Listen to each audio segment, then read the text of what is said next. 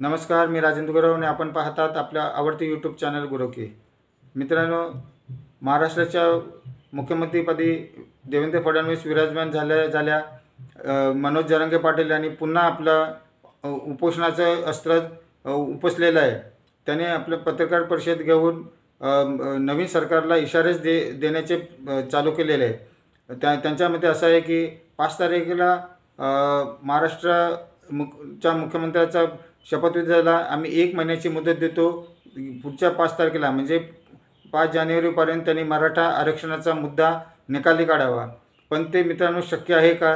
तर बिलकुलच नाही. गेली 20-25 वर्ष मराठा समाज हा आरक्षणासाठी झगडतोय, मोर्चे काढतोय, लाखोंचे करोडोंचे मोर्चे काढतोय. पण ते हे केंद्र सरकारचे अत्यधिक असल्यामुळे महाराष्ट्र सरकार हे मराठ्यांना कोणत्या आधारावे आरक्षण देईल याच्या चर्चा आणि त्याचे डिबेट्स रेग्युलर चालू आहेत. पण हे तांत्रिक बाब असल्यामुळे तरीही जरांगे पाटलांना माहिती आहे की येत्या 16 डिसेंबरला नवीन सरकारचा हिवाळी अधिवेशन हे नागपूरला चालू होणार आहे. त्याच्या अगोदर म्हणजे 10 ते 12 तारखेला मंत्रिमंडळाचा विस्तार होईल आणि मग प्रत्येकाला खाते वाटप दिले जाईल आणि प्रत्येक खात्याचा मंत्री त्याच्यावरती त्याला अभ्यास करण्यासाठी 4-5 दिवस जातील. पण मनोज जरांगे पाटील यांची हीच मागणी आहे की 5 तारखेला जर त्यांचा हा आरक्षणाचा प्रश्न निकाली नाही काढला तर साखळीने अंतर्वर हा मराठी आरक्षणाचा मुद्दा निकाली नाही काढला तर जरांगे पाटील हे आमरण उपोषण करतील असा इशारा दिलेला आहे. आमरण उपोषण तेही साखळीने असणार आहे. आत्तापर्यंत ते म्हणतात की लाखोच्या संख्येने मराठा समाज जमला. आत्ता तर करोडोच्या संख्येने मराठा समाज एकट्ठा होईल. पण मला असं कधी वाटते की मनोज जरांगे पाटील हे ना कळायला पाहिजे होते. हे नवीन भले काही असले तेच जरी आले असले युती सरकारचंच राज्य आलं असलं तरी पण हे नवीन मंत्रिमंडळ असणार आहे. मंत्रिमंडळामध्ये प्रत्येक विभागाचे तेच मंत्री असतील असं असण्याची शक्यता कमी आहे. बरेच खात्याचे खांदेपालट होईल आणि त्या मंत्र्याला त्या विभागाचा अभ्यास करण्यासाठी किमान 1 ते 2 महिने लागतील किंवा त्याचा अभ्यास करताना त्यांना त्या विभागामध्ये काय करायचं आहे किंवा कोणते चेंजेस करायचे हे त्याचा अभ्यास त्याचा आराखडा काढावा लागेल. आणि त्याच्यामुळे 5 तारखेला अमर उपोषण करून महाराष्ट्रामध्ये जे आत्ता वाचून प्रश्न उभे राहिलेले आहेत त्याचं त्याच्यावरचं लक्ष पूर्ण डायव्हर्ट होईल आणि महाराष्ट्रामध्ये परत एक वेळेला असं हाहाकार माजेल. कारण जर मराठ्यांनी आंदोलन केलं, चक्काजाम झाला किंवा करोडोचे लोक मराठी रस्त्यावर आले आणि आमरण उपोषण केलं आणि एखादा जर या उपोषणामध्ये बळी गेला तर सरकारबद्दल जो असंतोष निर्माण होईल आणि या प्रगत महाराष्ट्राला हे परवडणारे नाही. आता कुठेतरी व्यवस्थित घडी बसते. महाराष्ट्राची उद्योगधंदे वाढत आहेत. एम्प्लॉयमेंट वाढवण्याचा प्रयत्न चालू आहे. शेतकऱ्यांच्या जे शेतमाल आहे त्यांना व्यवस्थित पिकाला भाव मिळावा. उद्योगधंदे महाराष्ट्रात यावे. फॉरेन इन्व्हेस्टमेंट महाराष्ट्रात यावी याच्यावरती कॉन्सन्ट्रेट करायचे की पूर्ण आरक्षणावरती पूर्ण डायव्हर्ट करायचा हा विषय हा जरांगेंना कळत नाही असं मला वाटतं आहे. जरांगेंना जर वाटत महाराष्ट्राचं भलं वाटत असेल तर जरांगेंनी हा मराठा विषय लागून आम्हाला सगळ्यांचीच इच्छा आहे की मराठ्यांना आरक्षण मिळालं आहे.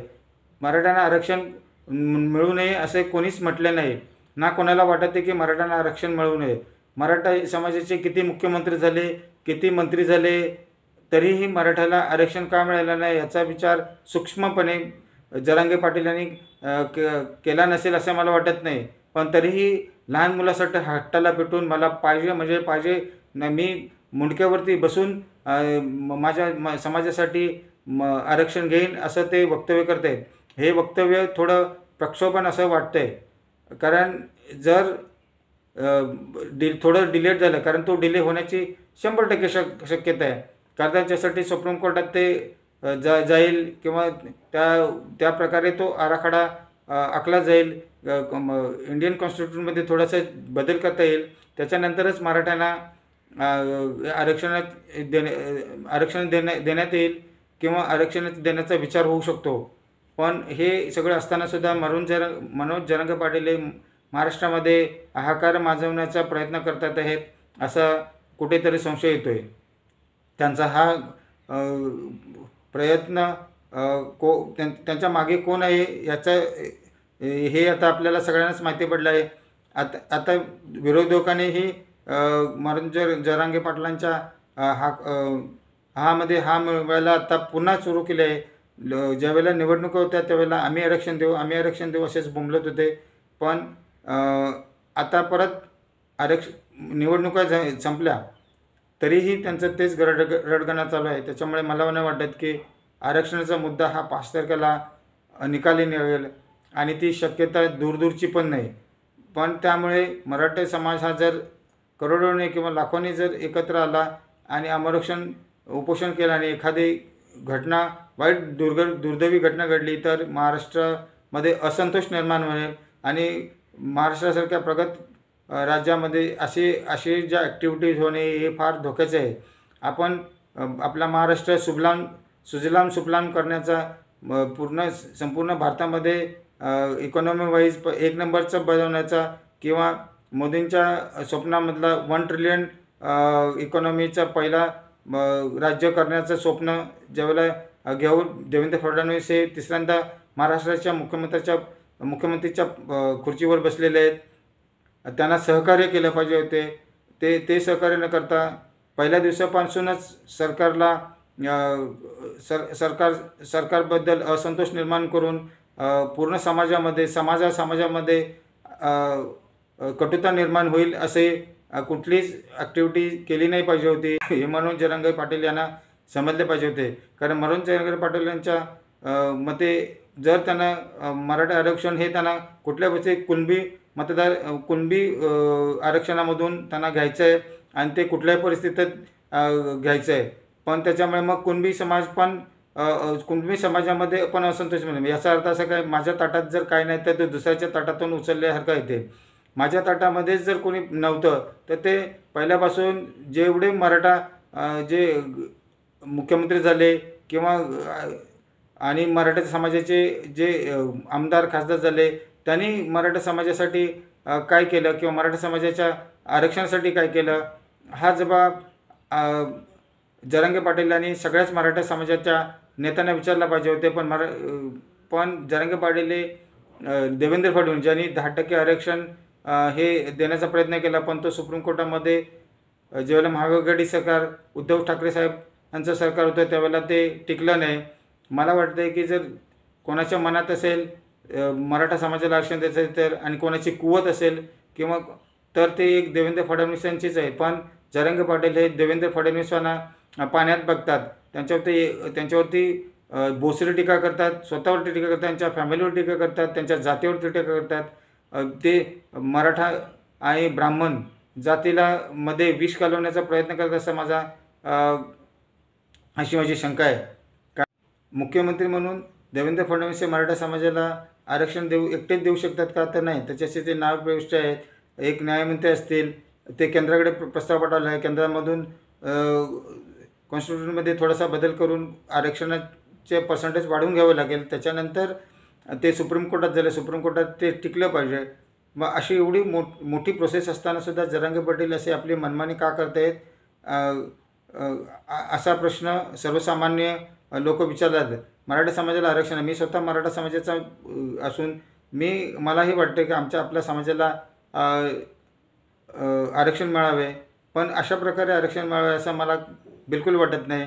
मराठा समाजाची मुलं फक्त आरक्षणावरतीच पुढे जाऊ शकतात तर नाही, तर मराठा समाजामधल्या मुलांना उद्योगामध्ये पुढे आणला पाहिजे. त्याच्यासाठी वेगवेगळ्या स्कीम राबवल्या पाहिजे. मराठा समाजाच्या शिक्षणाच्या बाबतीत वेगवेगळ्या स्कीम आणल्या पाहिजे, त्यांना सवलती दिल्या पाहिजे. मराठा समाजाच्या आरक्षण देऊनच मराठा समाजाची प्रगती होईल असं म्हणणे चुकीचं आहे. त्याच्यामुळे मनोज जरांगे पाटील यांनी 5 तारीखला जो आमरण उपोषण करण्याचा जो निर्धार केला आहे तो त्यांनी पुढे ढकलावा. सरकार त्यांचे प्रतिनिधी यावे. आता नवीन सरकार आहे त्यांच्याबरोबर वार्तालाप करावी. कुठलाही प्रश्न हा वार्तालाप करूनच सोडवला जातो, कारण डिस्कशन हे महत्त्वाचं आहे. दोन्ही डिस्कशन 1-10 हेल्दी डिस्कशन व्हावे. 1 वेळा, 10 वेळा, 50 वेळा, 100 वेळा बैठका बसाव्या आणि चर्चेतून हा मार्ग सोडवावा. उपोषण इज नॉट अ सोल्युशन, की त्याच्यामुळे काय होईल की प्रत्येक समाजाला वाटेल की आमरण उपोषण केले तर आपल्याला आरक्षण मिळेल आणि मग प्रत्येक समाजाच्या घटक, प्रत्येक जातीचे घटक हे आमरण उपोषण करतील आणि मग प्रत्येक वेळेला धमकी देत बसतील की आम्ही आमरण उपोषण करतो, आम्हाला आरक्षण द्या. त्याच्यामुळे आपली जी न्यायव्यवस्था आहे किंवा राजकीय व्यवस्था आहे ही खिळखिळीत होऊ शकते. त्यामुळे कुठल्या प्रकारे असा चान्स आमरण उपोषण किंवा धमकी देऊन कोणीही सरकारचे निर्णय किंवा जे सुप्रीम कोर्टाचा निर्णय किंवा जे कॉन्स्टिट्यूशनला आव्हान देऊन जर कोणाला आरक्षण घ्यायचं असेल तर ते मला वाटतं ते योग्य नाही. त्याच्यामुळे माझा माझा जर जरांगे पाटील आणि त्यांचे समर्थक जर ऐकत असतील तर त्यांनी याचा विचार करावा आणि राज्य सरकारबरोबर चर्चा करावी, जेणेकरून मराठ्यांना जे खरोखरच आरक्षण मिळणार आहे किंवा मिळवून देऊ शकतात असे देवेंद्र फडणवीस प्रयत्न करतील. त्याच्यामुळे चर्चेने हा मार्ग सुटू शकतो, कुपोषणाने नाही. मित्रांनो, माझा हा व्हिडिओ कसा वाटला असेल त्या जरूर कमेंट करून सांगा आणि लाईक करा, शेअर करा. धन्यवाद.